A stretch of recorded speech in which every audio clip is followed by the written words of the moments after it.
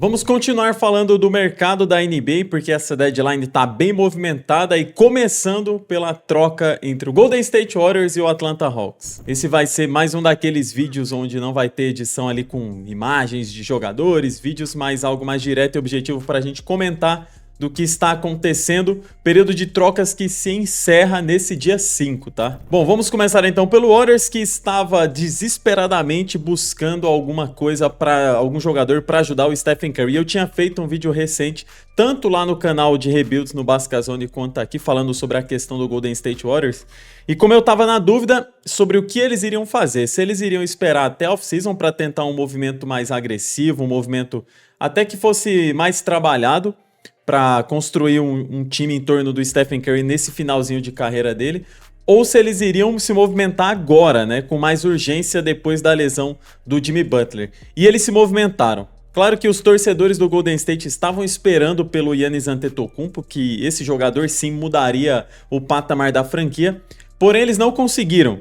O que nós vimos de notícias que saíram é que o Golden State fez uma proposta envolvendo o Draymond Green e muitas primeiras escolhas, ou praticamente todas as escolhas que o Golden State tinha disponível, porém isso não foi suficiente para o Milwaukee Bucks e é o que eu imaginava. Quem viu o vídeo que eu soltei ontem falando sobre pacotes de troca do Hornets com o Milwaukee Bucks, cara, o Milwaukee Bucks tem um grande ativo nas suas mãos, que é o Giannis Antetokounmpo, e eles não têm pressa. Eu vou falar disso mais pra frente, mas eu dou uma deixa aqui já. O Bucks não tem, digamos assim, pressa, entre aspas, tá? Pra trocar o Giannis Antetokounmpo, porque o próprio Giannis não quer deixar o Milwaukee Bucks na mão. Então, se ele não quer deixar o Milwaukee Bucks na mão, isso significa que ele não vai fazer questão de que o time aceite qualquer coisa só pra ele sair. Então o Bucks tem isso para usar a seu favor. A proposta do Golden State Warriors não foi boa o suficiente e o Milwaukee Bucks falou, não queremos negociar o Giannis pelo Draymond Green e escolhas de draft, queremos mais. Com isso, o Golden State poderia falar, cara, vamos esperar então até a off-season para a gente pensar melhor e fazer uma movimentação diferente? Mas não, eles querem usar também essa temporada para aproveitar o máximo possível do Stephen Curry nessa reta final de carreira dele e foram atrás de outro nome. O nome escolhido, ou o nome que eles conseguiram, foi o Kristaps Porzingis. A gente vai falar da troca do Anthony Davis também, né? E muitos torcedores do Golden State ficaram pensando sobre isso e comentando nas redes sociais. Por que não foram atrás do Anthony Davis? Será que o Golden State teria uma oferta melhor do que a do Wizards para fazer pelo AD?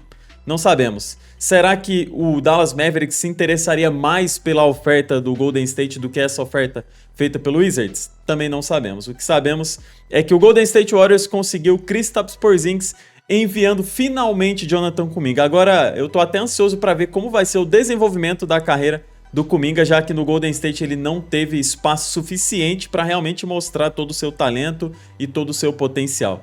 O Golden State ganha um PF, pivô, que consegue espaçar a quadra, consegue bloquear arremessos, consegue ajudar então ofensivamente com seus arremessos e defensivamente protegendo o aro, que é algo que o Golden State Warriors precisava. O problema é a questão física do Kristaps Porzingis, já que ele tem um problema até de coração ali, né? Que ele não pode ficar muito tempo em pé, senão tem meio que um ataque cardíaco, então vamos ver o quanto o Kristaps Porzingis vai conseguir ficar disponível para ajudar o Golden State. Mas se ele conseguir só voltar para ajudar o Golden State na reta final para disputar play-in e playoffs, já vai ser de grande ajuda.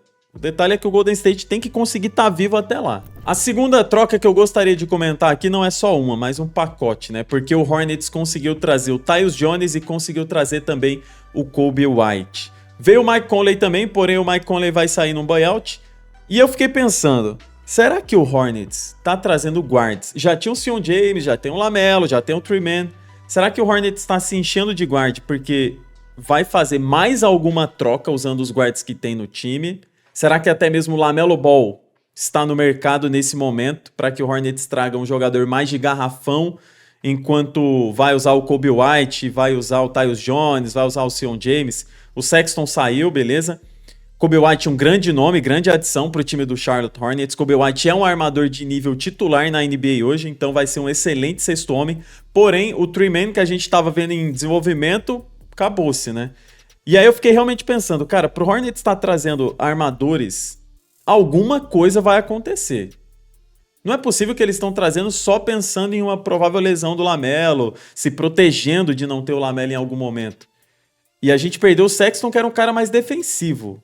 Trouxemos jogadores que são mais pensando pro ataque do time, né? Então eu fiquei realmente pensando, será que o Hornets não vai fazer uma última cartada em uma proposta por algum jogador de garrafão, grego, que joga no Milwaukee Bucks, oferecendo LaMelo Ball? Eu realmente fiquei pensando sobre isso, tá? Não sei se vai acontecer, se é coisa da minha cabeça, deixem aí nos comentários se eu tiver maluco, porque eu não consigo pensar em outro movimento, a não ser que seja, sei lá, pelo Siakam, mas aí não faria sentido mandar o LaMelo Ball pra jogar no Indiana Pacers junto do Haliburton. Então eu tô realmente pensativo sobre essa situação. Poderia também ser um pacote de troca do Hornets pelo Rudy Gobert ou pelo Naz Reid, mandando o LaMelo Ball ou algo do gênero, assim, alguns outros armadores para o Minnesota Timberwolves, que tá precisando de um armador ainda. Não sei, eu realmente estou pensativo. Eu tô mais pensativo sobre o que o Hornets pode fazer com essa quantidade de armadores que eles têm no elenco agora, do que com a chegada do Coby White e do Tyus Jones. Mas de qualquer maneira, o Hornets melhorou com a chegada do Tyus Jones e com a chegada do Coby White, porque tem mais qualidade para quando o LaMelo estiver fora da quadra. Inclusive, muita gente estava especulando Lonzo Ball chegando no Hornets. Ele foi trocado também nessa deadline, porém foi pro Jazz e o Jazz vai fazer um buyout dele e também vai ficar livre no mercado. Quem sabe o Lonzo Ball não pinte aí no Minnesota Timberwolves, agora no Hornets acho difícil pela quantidade de armadores que chegaram. Outra movimentação que aconteceu, e essa aqui de maior peso, foi o Jared McKean, um jogador de muito talento, de muito potencial, saindo do Sixers para jogar no OKC. Eu imagino que o Sixers viu nessa troca do McKean espaço na sua folha salarial para renovar com o Quentin Grimes, que está jogando muito nessa temporada, mas também enxergou que o Maxey, o VJ Edcombe e o Quentin Grimes são suficientes, então meio que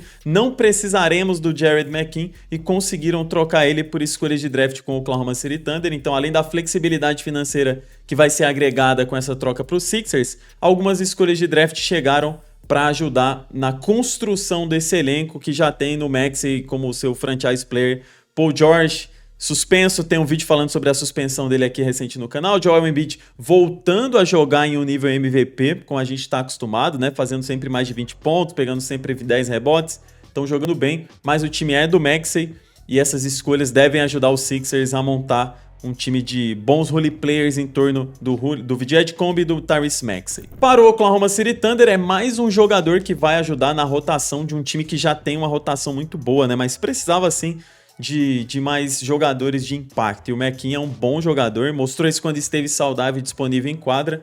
Espero que ele volte bem, se recuperado bem dessa lesão, para ajudar o Oklahoma City Thunder a disputar playoffs em alto nível novamente. E aí nós chegamos na troca do Anthony Davis. Eu acredito que essa foi a maior até o momento, né? Pelo menos depois do que a gente viu acontecendo do James Harden indo parar no Cleveland Cavaliers. Mas eu acho que o Anthony Davis é até maior do que o James Harden nesse momento, mesmo que ele esteja ainda se recuperando de uma lesão.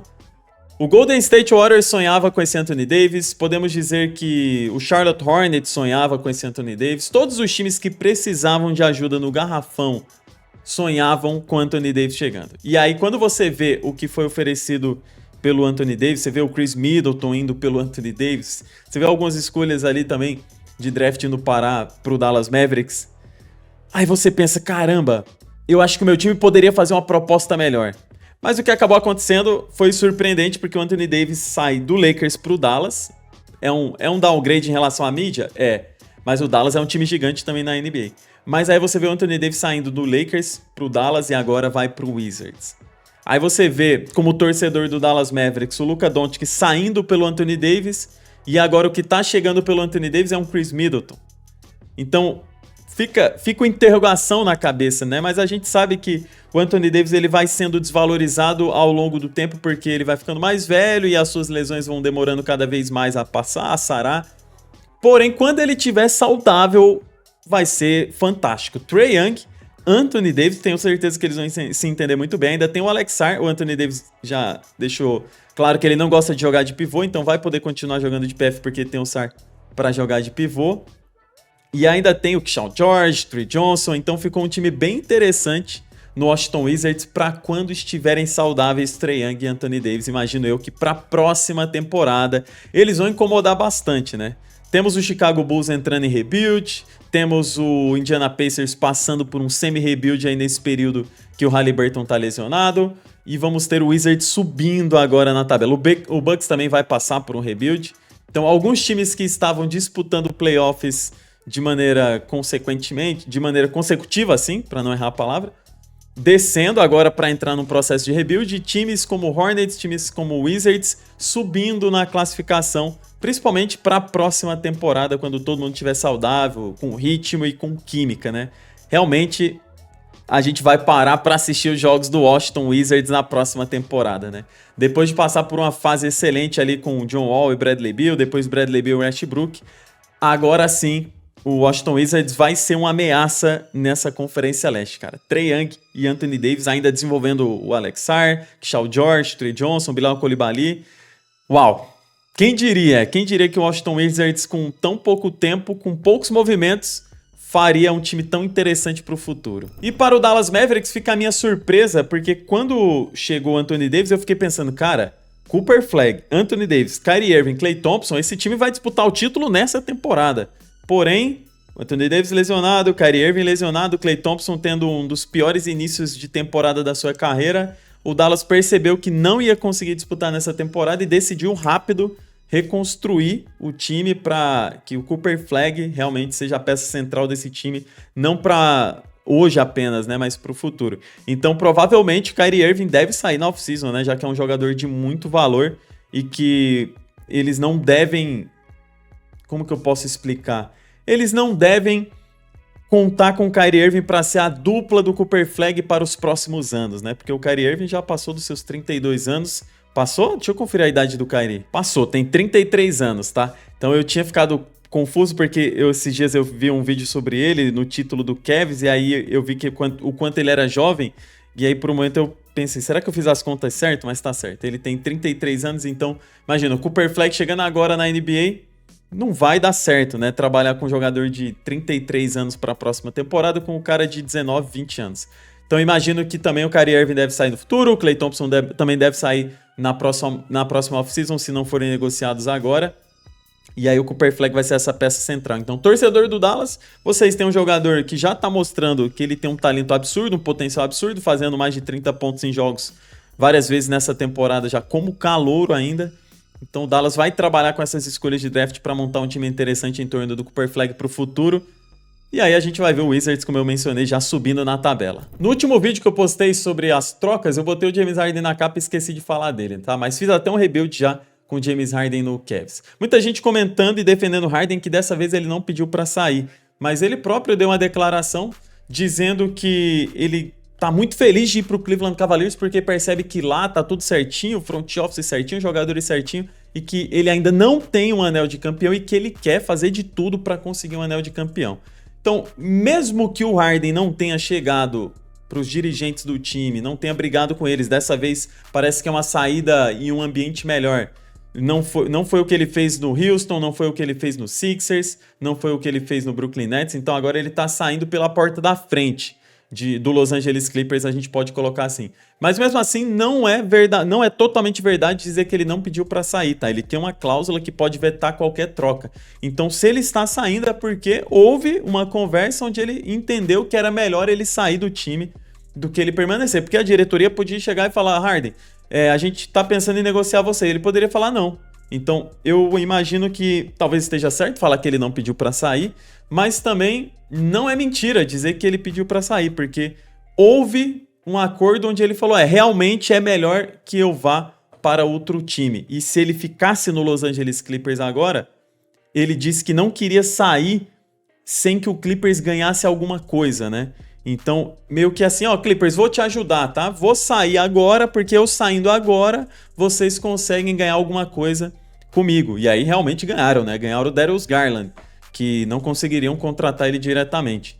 Então, só para fechar esse assunto do James Harden, acho a troca muito boa para o Cleveland Cavaliers. Acho que o Cleveland vai muito bem na pós-temporada. Eu espero que se não passem por um vexame, né? Que se recuperem do que aconteceu nas últimas temporadas, mesmo com a chegada do Donovan Mitchell, esperava-se mais do Cleveland. Quem sabe agora, né? Quem sabe agora eles consigam ir melhor. James Harden traz essa experiência. Parece que foi um pedido do próprio Donovan Mitchell a chegada do Harden, um jogador mais experiente que se sente mais confortável passando a bola do que era o Darius Garland. Curioso isso aí, tá? Giannis Antetokounmpo ainda está no mercado. Não posso fechar esse vídeo sem falar disso, tá? O Shams soltou uma notícia de que o Milwaukee Bucks pode segurar o Giannis para negociar ele na off-season. Foi um pouco do que eu comentei lá no início do vídeo falando da troca do Golden State, né? O Giannis, ele quer sair do Milwaukee Bucks para ir disputar um título em outro time que seja mais forte. Porém, ele falou que o Bucks é a cidade que está no coração dele, ele gostaria muito de ser campeão desse time, não quer sair pela porta dos fundos, não quer sair como vilão, quer sair realmente sendo reconhecido por tudo aquilo que ele fez e por todo o sentimento que ele tem pelo Milwaukee Bucks. Então, o Bucks não tem pressa, não precisa fazer um movimento desesperado para trocar o Giannis. Por isso, eles têm até a tranquilidade para esperar a off-season. O problema de esperar a off-season é o Giannis perder os playoffs dessa temporada, porque ele tá jogando demais, tá em mais uma temporada absurda, jogando em nível MVP, e seria um crime a gente ver o talento do Giannis ficando de fora dos playoffs dessa temporada. Então isso eu acho que é o que deixa um senso ainda de urgência nessa negociação, que pode ser ainda para o Miami Heat, pode ser ainda para o New York Knicks. O Hornets já deu uma esfriada, acho que depois dessas movimentações que o Hornets fez, deu uma esfriada no que o Hornets poderia fazer.